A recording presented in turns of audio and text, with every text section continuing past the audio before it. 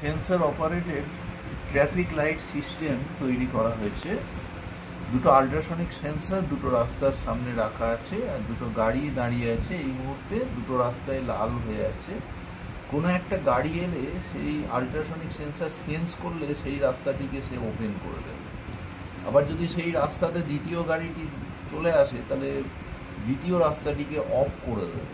যেমন একটি গাড়ি চলে এসছে, রাস্তাটি ওপেন হয়ে গেল, এবার দ্বিতীয় আরেকটি গাড়ি এলেও এই রাস্তাটি যেহেতু ওপেন, সুতরাং অন্য রাস্তাটি কিন্তু ক্লোজ আছে, ওখানে কিন্তু লাল আলো দেখা যাচ্ছে। এখানে এটা বেরিয়ে যাওয়ার পরে দ্বিতীয় রাস্তাটি ওপেন হলো, এটা বেরিয়ে চলে যাওয়ার পরে প্রথম রাস্তাটি আবার ওপেন হচ্ছে। এটা সামনে সেন্সারের রাস্তাটাকে ওপেন করার পরে এটি যখন বেরিয়ে গেল তখন দ্বিতীয় রাস্তাটি আবার ওই সবুজ আলো বলছে যে বেরিয়ে যেতে পারে। এইভাবে আমরা সিস্টেমটাকে অপারেট করতে পারবো।